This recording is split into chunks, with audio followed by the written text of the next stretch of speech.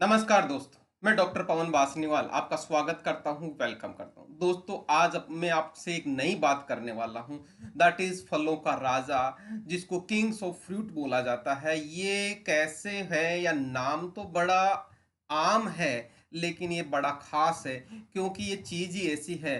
तो ये बड़ा महत्वपूर्ण है और सभी लोग इसको खाते हैं, लेकिन इसके बारे में बहुत सारी चीज़ें आपको पता होनी चाहिए, जो मैं आपसे डिस्कस करने वाला हूँ। मतलब जैसा कि आम की कौन कौन सी वैरायटी आती है, सबसे मीठा आम कौन सा होता है, आम में ऐसा क्या है जो हमें इतनी भरपूर मात्रा में पौष्टिक आहार के तौर पे यूज कर रहे हैं, आम खाने के फायदे क्या हैं, ये चीज, आम से कौन सी बीमारियों में नहीं खाना चाहिए, डायबिटीज या गर्भावस्था में आम को खाना चाहिए कि नहीं खाना चाहिए, आम के साथ ऐसा क्या खाएं कि हमें अच्छा और अच्छा फायदा दे ये, या आम के साथ कौन सी चीज नहीं खानी चाहिए, या आम से कौन कौन सी चीजें बनाई जाती, ये सारी चीज मैं आपको बताने वाला हूँ। मतलब यहाँ पे आम के बारे में जितनी इंफॉर्मेशन है वो सारी की सारी आपको बताने वाला हूँ। तो आप ध्यान से देखिएगा। यदि मेरा आपको काम पसंद आए तो आपका एक लाइक, कमेंट और शेयर जरूर बनता है। चैनल पे पहली बार आए तो आप सब्सक्राइब करना ना भूलें दोस्तों। तो बात करते हैं सबसे पहले आम की वैरायटी की। आम की वैरायटी की जब बात आती है तो वैसे तो बहुत सारी हजारों वैरायटी है, लेकिन जो इंडिया में मिलती है वो सफेदा है, केसर है, नीलम है, प्यारी है, हाफूज है जिसको अल्फांजो भी बोलते हैं, लंगड़ा आता है, हिमसागर आता है, दशेरी आता है, तोतापुरी आता है और चौसा आता है। ये सारी वैरायटी जनरली जो चलती है और मार्केट में अवेलेबल रहती है। वैसे हजारों वैरायटीज होती है आम की। ओके, बात करते हैं अपन इसमें कि सबसे मीठा आम कौन सा होता है। तो दोस्तों, सबसे मीठा आम चौसा जो वैरायटी आती है वो सबसे मीठा होता है। तो इसको आप खा के काट के बहुत अच्छे से आनंद ले सकते हैं। यहीं पे मैं आप बात करूंगा कि ऐसा क्या होता है आम में कि जो हमारे लिए बहुत ज्यादा पौष्टिक होता है। तो दोस्तों, मीठा होता है। मीठा होने का मतलब इसमें कार्बोहाइड्रेट है, मतलब जो हमें बहुत अच्छी एनर्जी प्रोवाइड करता है। और साथ में इसमें विटामिन, जिसमें ए सी डी के विटामिन होते हैं, जिसमें प्रचुर मात्रा में होता है, बायोफ्लेविनॉइड्स होता है, एंटीऑक्सीडेंट्स होते हैं, फोलेट्स होते हैं। ये सभी मिलके क्या करते हैं, हमारी इम्यूनिटी को बहुत अच्छा सपोर्ट करते हैं, इम्यूनिटी को हमारे बढ़ाते हैं, जिससे हम रोगों से लड़ने की पावर बहुत अच्छी आती है। साथ में जो फाइबर्स होते हैं, इसमें जो रेसे होते हैं, वो हमारी बॉडी की पाचन क्रिया को, हमारे पेट को बहुत अच्छा रखते हैं। जिनको कॉन्स्टिपेशन की प्रॉब्लम है उनके लिए बहुत अच्छा होता है। साथ में मिनरल्स इसमें बहुत सारे होते हैं, जैसे कि बात करूंगा पोटेशियम, मैग्नीशियम, फास्फोरस और कैल्शियम की इसमें प्रचुर मात्रा होती है, जो हमें बॉडी का विकास और स्वस्थ रखने में बहुत ज्यादा इंपॉर्टेंट रहता है। ये तो हो गई इसकी बात। अब मैं बात करता हूँ यहाँ पे खूब आम खाएं, खूब आम खाएं, लेकिन इससे पहले मैं आपसे कहूंगा उसको अच्छे से धोएं। कोशिश करें उसको सॉल्ट वाटर या विनेगर वाटर से धोएंगे तो और अच्छा होगा, क्योंकि उसके ऊपर कोई पेस्टिसाइड्स होगा या कोई गंदगी होगी तो उसको साफ करने में हमें बड़ी आसानी होगी। साथ में बात कहूंगा, कभी भी आपको भूखे पेट आम नहीं खाना, खाने के बाद में ही खाना है। ये आम आपको ध्यान रखिएगा, बहुत जरूरी चीज है। साथ में यदि आप इस आम के साथ में दूध लेंगे या जामुन लेंगे तो आपको बहुत अच्छा फायदा करेगा। ये दिन दूना रात चौगने वाली बात कहूंगा, मतलब सोने पे सुहागा है। ओके, तो यहाँ पे हो सकता है जामुन आपको नहीं मिले, लेकिन मैं जरूर कहूंगा आम को खाने के बाद में दूध जरूर पिएं, ताकि इसकी जो गर्मी होती है, जिसको अपन गर्म तासीर वाला बोलते हैं, ये इसका बहुत अच्छा फायदा होगा। आप ठंडा दूध पिएंगे तो और अच्छा होगा। ओके, अब बात करता हूँ कि ये क्या करता है हमारी बॉडी में। तो दोस्तों, आंखों की बात करते हैं। ये आंखों में विटामिन ए की बहुत ज्यादा जरूरत होती है। आंख विटामिन ए क्या करता है, बॉडी में दो बीमारियां हो जाती है आंखों की, जिसमें जीरोफ्थेल्मिया होती है एक डिजीज, और दूसरी होती है रतौंधी, जिसको नाइट ब्लाइंडनेस बोलते हैं। ये दोनों आंखों की बीमारियां होती है, इनसे बचाता है। और विटामिन ए इसका बहुत बड़ा कारक होता है। और विटामिन ए आम में बहुत ज्यादा मात्रा में पाया जाता है। है जो बीटा कैरोटीन के फॉर्म में होता है, जो बॉडी हमारी उस बीटा कैरोटीन को बड़े आराम से बड़े अच्छे से विटामिन ए में कन्वर्ट कर लेती है और हमें इस चीज से बचाता है। ओके, तो ये तो हो गया आम का क्या रोल। दूसरा अब और बात कहूंगा, मतलब क्या फायदे और होने वाले हैं इससे, तो आपको बहुत अच्छे से सब बताता हूँ। अच्छी नींद आती है आम खाने के बाद में, मतलब इसमें वो विटामिन B6 और इस तरह के भी कंपोनेंट्स होते हैं जो मेलाटोनिन को बढ़ाता है मेडिकल लैंग्वेज में, तो जिसकी वजह से नींद अच्छी आती है। ये कैंसर से लड़ने की पावर भी रखता है क्योंकि इसमें एंटीऑक्सीडेंट्स होते हैं, मतलब एंटीऑक्सीडेंट की वजह से कैंसर से लड़ाई करता है, ये उसको होने से बचता है।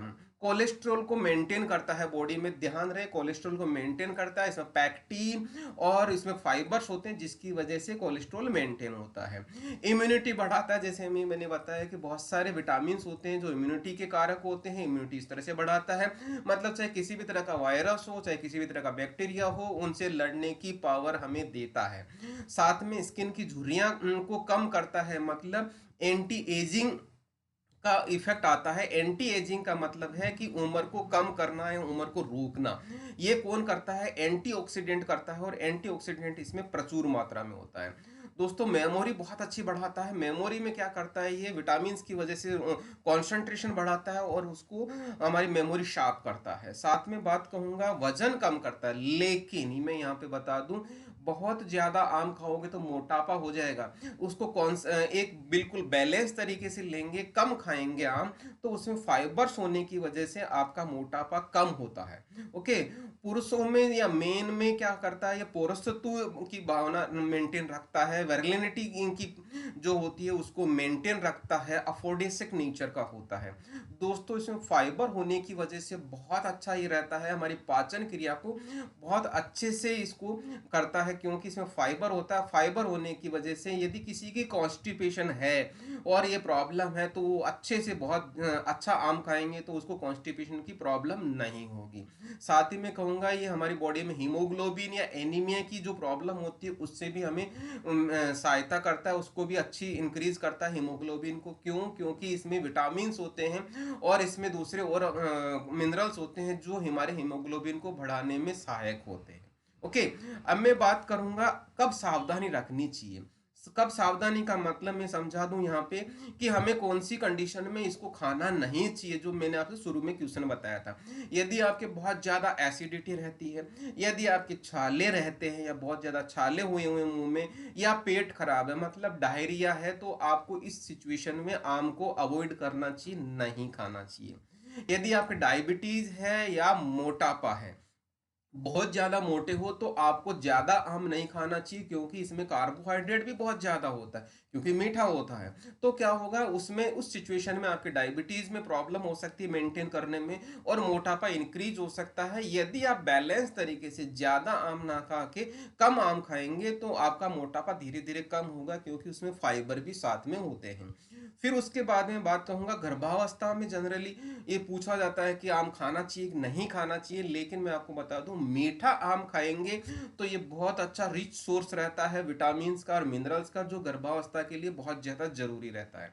यहाँ पे ध्यान रहे खट्टा आम नहीं खाएं, नहीं तो दिक्कत हो सकती है। इसलिए जानकारों का कहना है कि मीठा ही आम खाएं, खट्टा आम ना खाएं गर्भावस्था में। ओके, और इसके बाद में मैं बात करूंगा आगे और कौन कौन सी सावधानी रखनी चाहिए, मतलब मैं यहाँ पे बता दूं कि कौन सी सिचुएशन में हमें आम नहीं खाना चाहिए।